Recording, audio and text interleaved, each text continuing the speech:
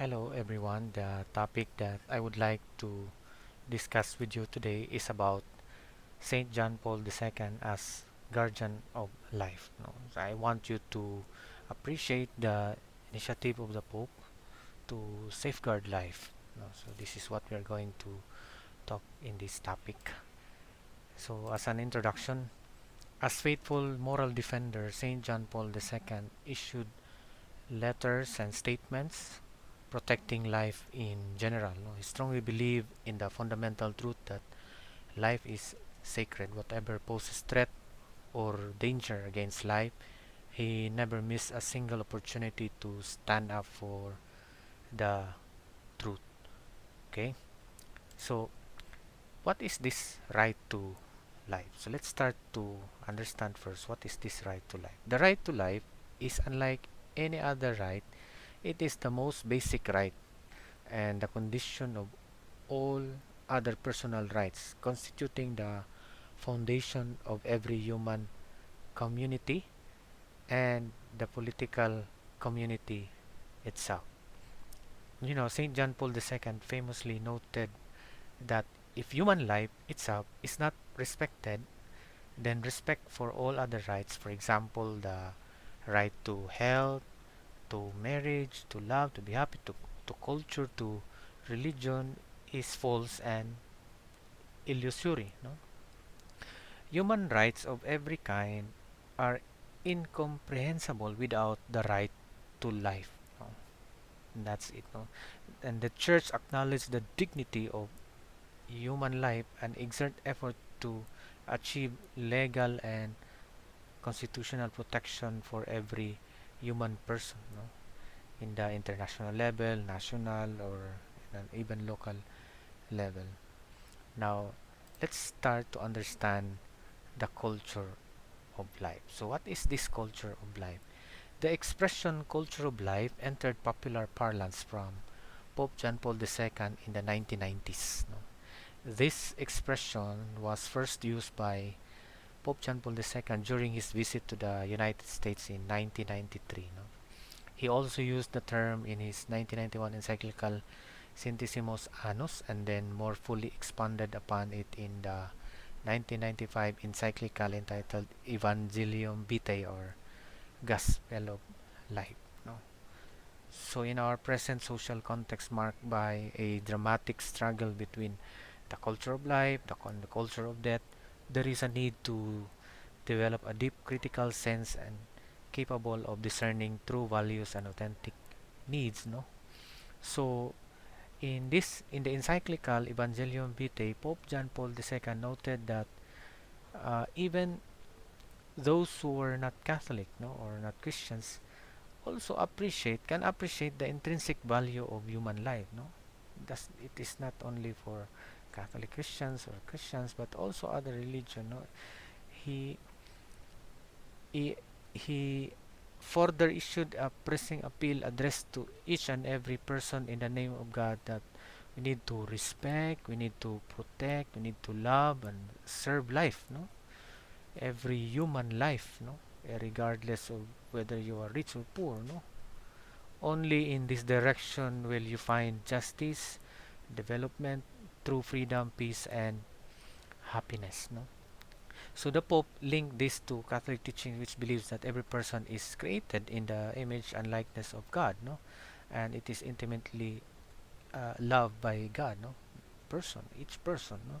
So that's why the church must build a culture of life that values each person as a person, not for what they own or what they do or produce, no. As I have said, whether rich or poor, no, the church also must protect every human life, especially those that are threatened or those who are weak. No, okay. So the he in the encyclical of Pope Paul VI also actually also have uh, give us teaching about uh, church position defending life from conception to natural death, no, disapproving medical procedures harming an unborn fetus, which the church holds to be a person with an inviolable right to life. No, So that's how life is so sacred.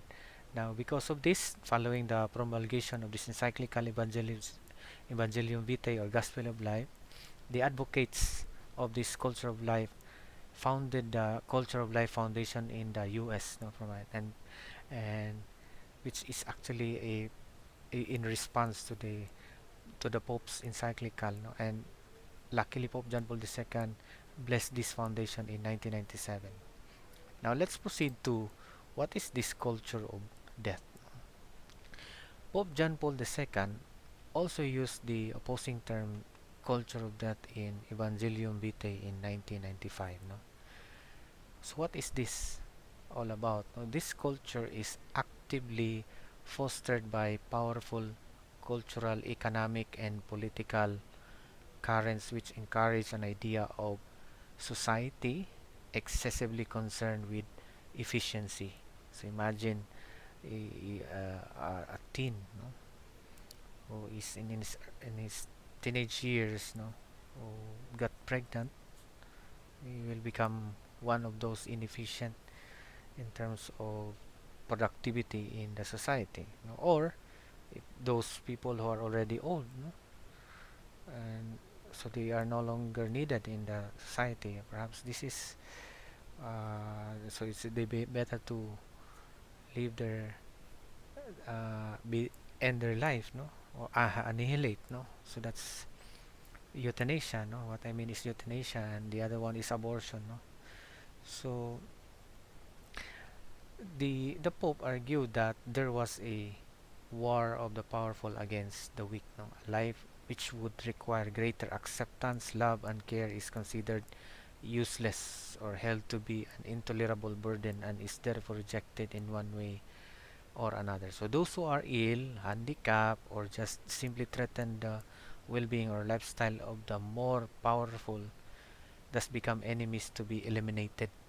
And Pope John Paul II said he saw this as applying both between individuals and between peoples and states. No, so this is the reason behind. No, that's why we have this culture of death. No, every time an innocent life is taken, this is what the Saint John Paul believed, that it was a violation of the spiritual kinship, you know, uniting mankind in one great family in which all share the same fundamental good, no?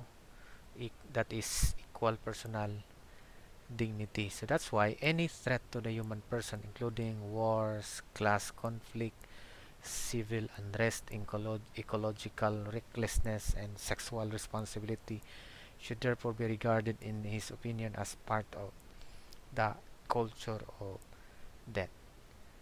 So these are all part of this culture of death that we have to, and Saint John Paul II also wanted to fight against it, no?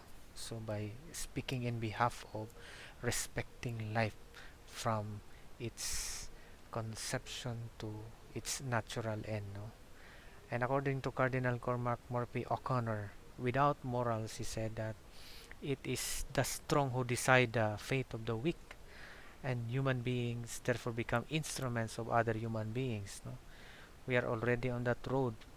For what else for him? No, this is what his observation. What else is the termination of millions of lives in the womb since the Abortion Act in the U.S. no was introduced, and embryo selection on the basis of gender and genes. No, so like for example, you want to have a baby who is male, and it so happened that you discover that the the baby inside the womb is a female, no, gender is female, so you decided to abort it, no. So that is not anymore according to the will of God, no. And this is what is Saint John Paul II is going to fight against, no. So this culture of death is actually, it is actually a result in political, economic, or eugenic murder, no.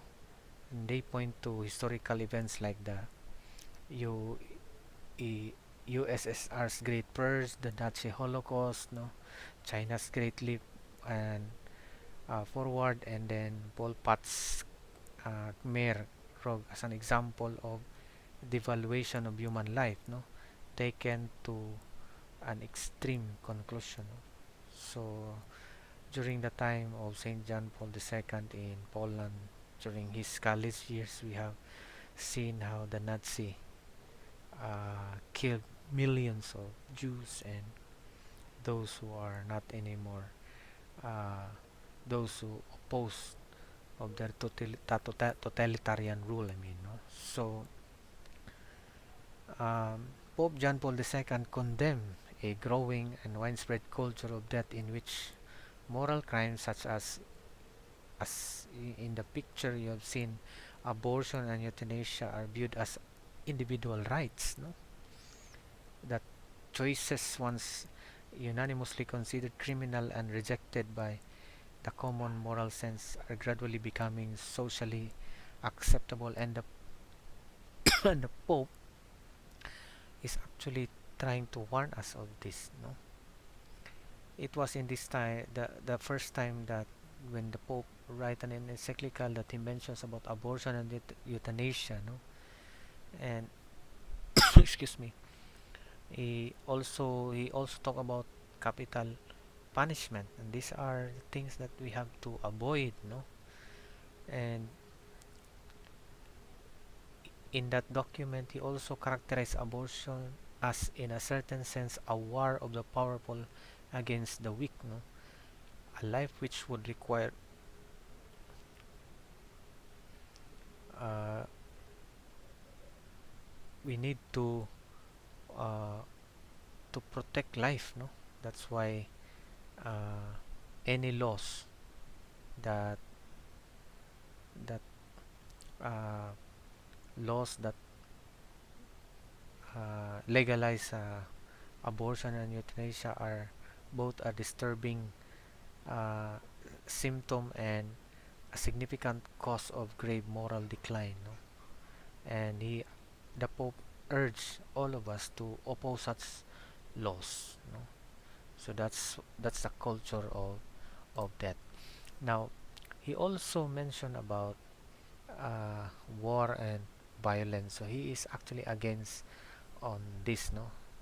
He said that humanity in the past century have been sorely tried by an endless and horrifying sequence of wars, no? So we have World War I, World War II, we have civil wars, no? Many other wars, no? And conflicts, genocides, and ethnic cleansing which have caused unspeakable sufferings, millions and millions of victims, no? And families and countries destroyed, no? An ocean of refugee. There is this misery, hunger, disease, underdevelopment, and the loss of immense resources, no? At the root of such so much suffering there lies a logic of supremacy fueled by the desire to dominate and exploit others, no? By ideologies of power or totalitarian utopias, no? We want to have this perfect society which in order to achieve it they have to impose some kind of a totalitarian world, and this is not acceptable, no? These are at times brutal and systematic violence aimed at the very extermination or enslavement of entire people and regions has had to be countered by armed resistance. So this, and uh, according to Pope John Paul II, these wars generally do not resolve the problems for which they are fought, and therefore, in addition to causing horrendous damage, they prove ultimately futile. So war is a defeat for humanity. So this is why, uh, in other words, there is nothing is gained in war. No, everything is lost in war. Okay, that's why Pope John Paul II works on attaining peace. No, he urged them to